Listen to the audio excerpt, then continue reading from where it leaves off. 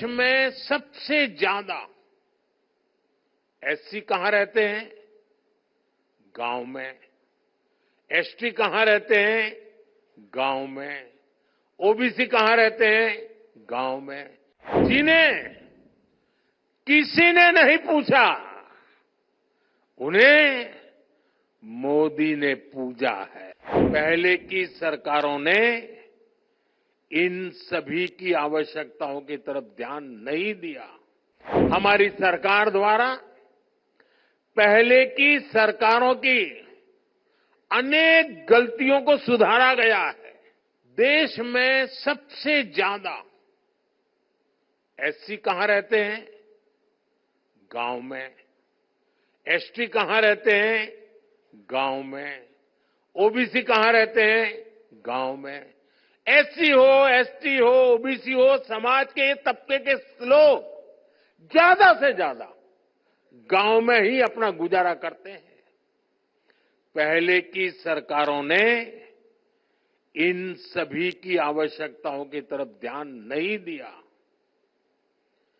गांव से पलायन होता रहा, गरीबी बढ़ती रही, गांव शहर की खाई भी बढ़ती रही।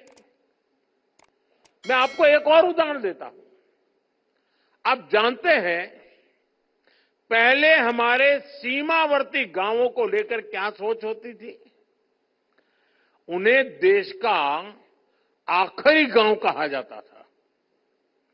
हमने उन्हें आखिरी गांव कहना बंद करवा दिया। हमने कहा, सूरज की पहली किरण जब निकलती है ना, तो उस पहले गांव में आती है, वो आखिरी गांव नहीं है।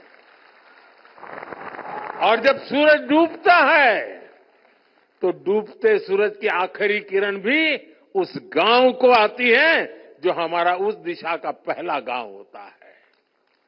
और इसलिए हमारे लिए गांव आखिरी नहीं है, हमारे लिए प्रथम गांव है।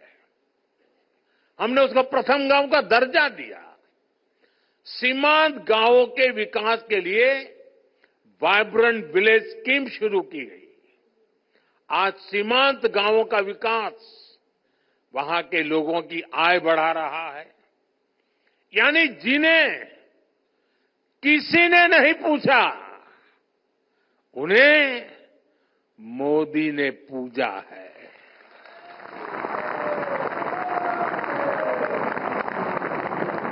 हमने आदिवासी आबादी वाले इलाकों के विकास के लिए पीएम जनधन योजना शुरू की। जो इलाके दशकों से विकास से वंचित थे, उन्हें अब बराबरी का हक मिल रहा है। पिछले 10 साल में हमारी सरकार द्वारा पहले की सरकारों की अनेक गलतियों को सुधारा गया है। आज हम गांव के विकास से राष्ट्र के विकास के मंत्र को लेकर आगे बढ़ रहे हैं। इन्हीं प्रयासों का परिणाम है कि 10 साल में देश के करीब 25 करोड़ लोग गरीबी से बाहर आए हैं। और इनमें सबसे बड़ी संख्या हमारे गांव के लोगों की है। अभी कल ही स्टेट बैंक ऑफ इंडिया की भी एक अहम स्टडी आई है। उनका एक बड़ा अध्ययन किया हुआ रिपोर्ट आया है। स्टेट बैंक ऑफ इंडिया की रिपोर्ट क्या कह रही है? वो कहते हैं 2012 में भारत में ग्रामीण गरीबी, रूरल पॉवर्टी, यानी गांवों में गरीबी करीब 26% थी, 26%। 2024 में 2024 में भारत में रूरल पॉवर्टी यानी गांवों में गरीबी बढ़कर घट कर के पहले जो 26% गरीबी थी, वो गरीबी घट करके 5% से भी कम हो गई है।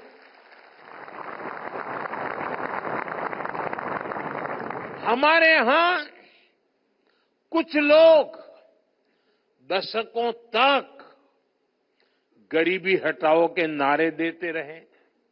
आपके गांव में जो 70-80 साल के लोग होंगे उनको पूछना, जब वो 15-20 साल के थे तब से सुनते आए हैं गरीबी हटाओ, 80 साल के हो गए।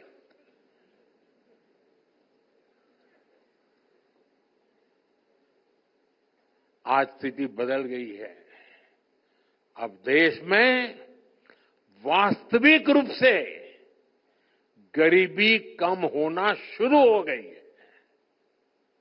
साथियों, भारत की ग्रामीण अर्थव्यवस्था में महिलाओं का हमेशा से बहुत बड़ा स्थान रहा है। हमारी सरकार इस भूमिका का और विस्तार कर रही है।